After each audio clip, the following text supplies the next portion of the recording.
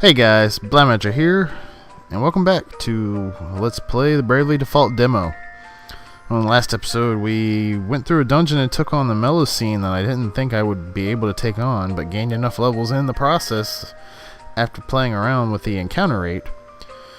And we took on a new quest to collect 10 monster fibers.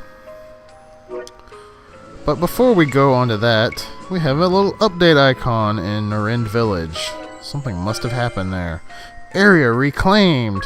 Yeah, I went to work and came back, so the 10 hours passed. Now we have access to the armor shop and the weapons shop. Neat. But before I assign a villager to it, there's one thing I want to look at here. First, I am going to save with this guy. And then I'm going to go talk to this guy up here. Okay, we've already seen him say this. Oh, I know. I'll spread the word to a few friends of mine. Go and visit Noren Village. You should find this population's gone up. Now, normally, if you would save, that's it. He's not going to give you another villager. He goes back to just saying the first two lines. However, if we go to Noren Village, population has increased by 1, and now we have 2 villagers. So we can exploit this now, because Noren Village saves immediately. So we talk to this guy and go to the title screen.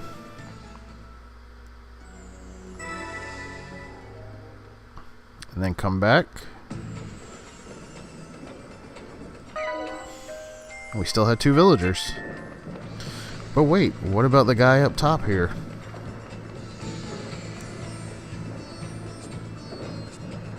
Yep, he's giving me another villager. So you can just repeat this process. It's not really worth the effort of getting more than 20 villagers, because 20 is the maximum number that you can carry over to the full game. But you can get up to the limit of 999 by doing this if you really want to. I'm going to cut here while I get about 20 villagers. So see you guys in a bit. And we are back. Now you can save time by just talking to this guy and not checking Noren Village, just simply going straight back to the adventure and choosing to go back to the title screen. And that's what I've been doing.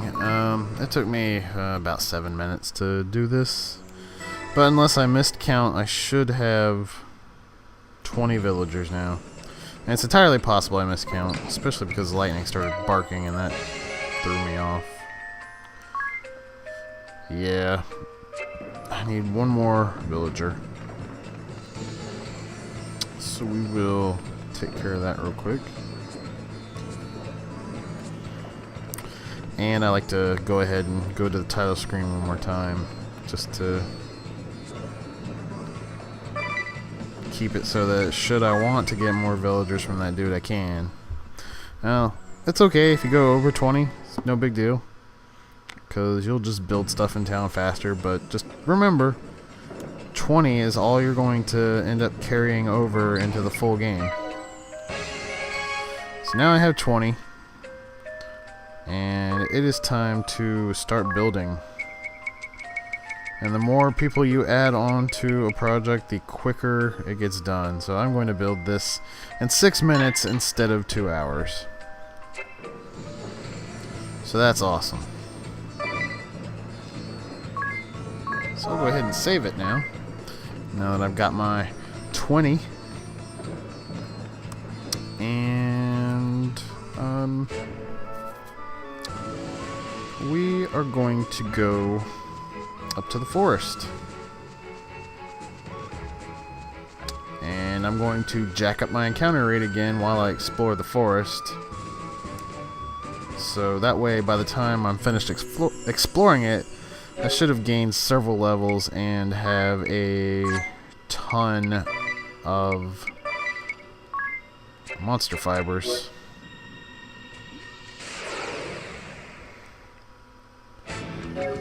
So I mean, we're gonna have a lot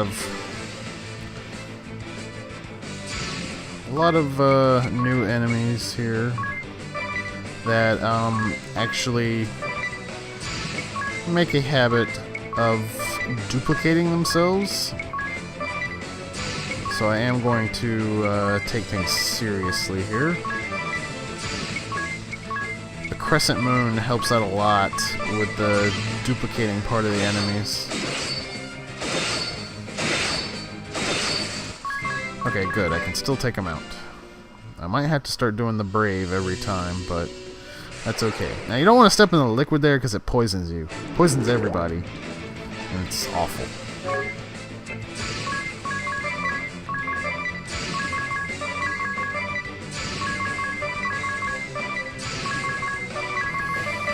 So luckily, with the cursor remembering where to go, I can get things going pretty quickly on this. Not really getting much more experience than I was in the last place I was in, so it's not really a great grinding spot, but it gets the job done.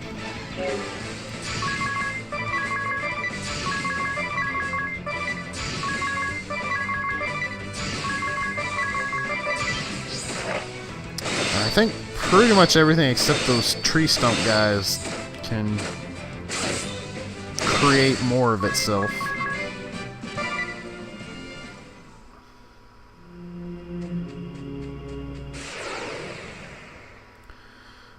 I may end up turning the encounter rate down before too long here. But I do kind of need to waste some time anyways, so doing this is fine. I also need to make some money. That's kind of a big thing here, because I need money.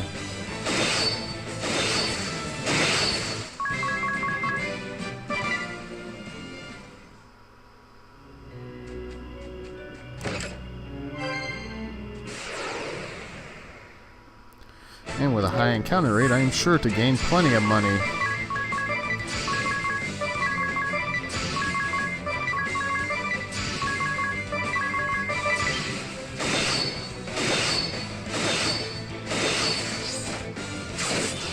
This is actually going to end up being the location of the second mid-boss of the game, but I won't be taking him on in this video, I can promise you that.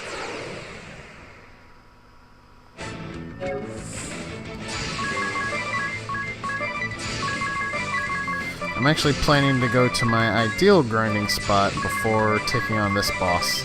So I won't really give you an accurate portrayal of the challenge it presents,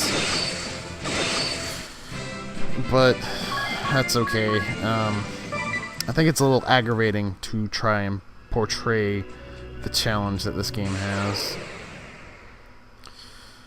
Because when I was playing through the game normally, or the demo I should say, normally on my other 3DS, I think I was about level 10 when I got to the next mid-boss, and I did not stand a chance. I was like level 10 with 2 jobs mastered, and it was aggravating. I was not liking the game because of just how grindy it felt. But, you know, luckily I discovered, well, not really discovered, I read how to increase the battle animations in a great grinding strategy, and that made it a whole lot more enjoyable. Yeah, I had a lot more fun with this after discovering all that. And I'm a little more willing to give the final game another chance now. Especially after I've been told that the final game is not side quests like the demo here is. It's a really odd choice that they would make the demo a bunch of side quests when the final game is like the only side quests in the final game, from what people in Europe are saying, are the ones that unlock your jobs. And apparently they also expand on the story a good bit, and they're completely optional. There's none of what I'm doing right here. Just killing enemies for a drop of some item that they carry. People say there is not a single quest like that in the final game. And I'm okay with that.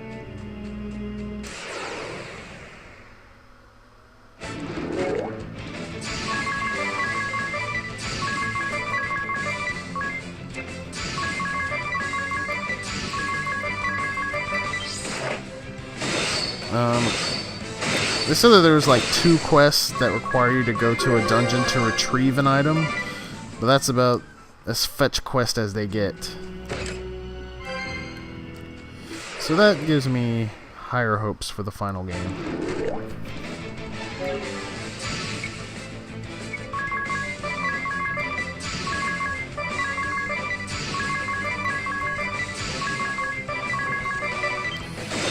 So you may be wondering if you can just brave right out the gate. What's the point of defaulting? Well, the thing is, it's a game of risk and reward by going negative in brave, because you can't act again until your brave is 0 or higher. So if you don't take out the enemies on that turn, you're not acting on the next turn if you're still negative. Now, of course, that's an individual character basis, so, I mean, you could have one character have to miss a turn and your other characters could still go.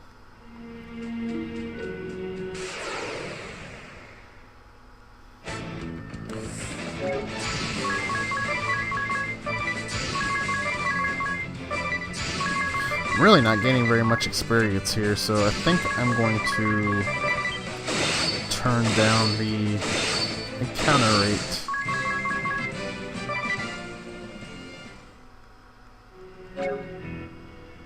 I'm not getting a lot of money either. It looks like Noren Village is already done. Yeah, level 1 weapon shop complete.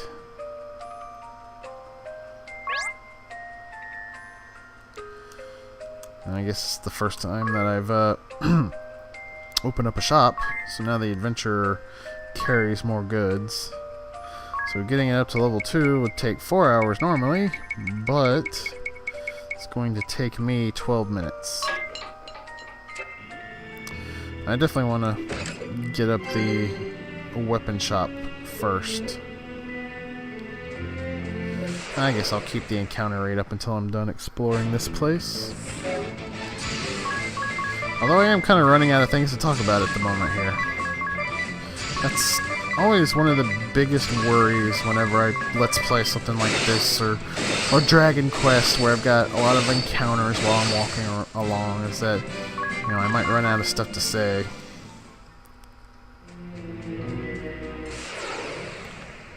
But, you know, it's not a long dungeon, so we'll get through it. Oh yeah, I was going to turn it down because I'm not getting much reward here. Yeah, I guess I'll go ahead and turn it down after this particular fight.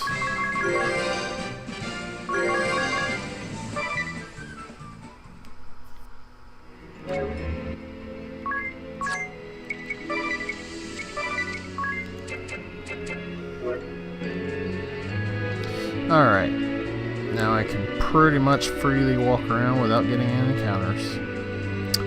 So that's nice. I really, really appreciate that in this game. The ability to set your encounter rate.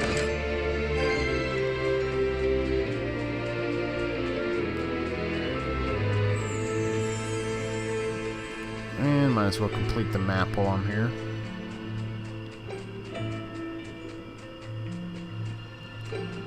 Nothing over this way, but, you know, whatever.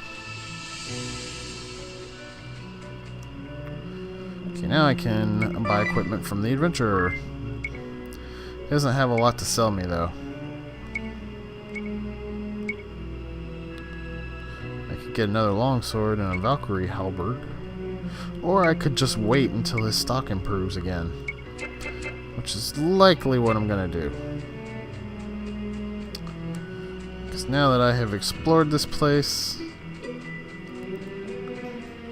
I'm pretty sure I've gotten all my monster fibers. Let's check real quick. Oh yeah, I've got 20. Way more than enough. So I'll go ahead and turn that quest in and get the next one.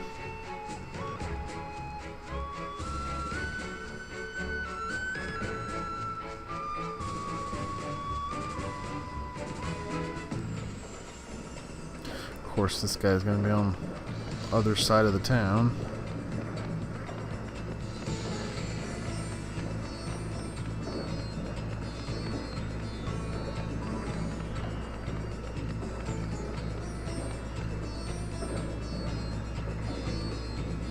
You've been a big help, Lady Vestal. Many thanks.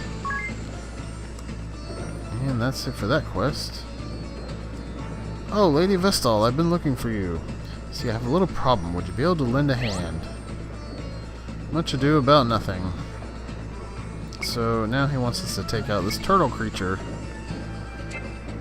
that is in the forest, the adamantite shell. And this is talking about linking with the full version right here. You can register friends, increase your village population through Street Pass, which is how you do it normally when you're not using that exploit, and make use of a bill link and summon friend. When you use the bill link between the demo version and the full version, you can sometimes use different abilities in each. Also, while using summon friend from the demo version to the full version,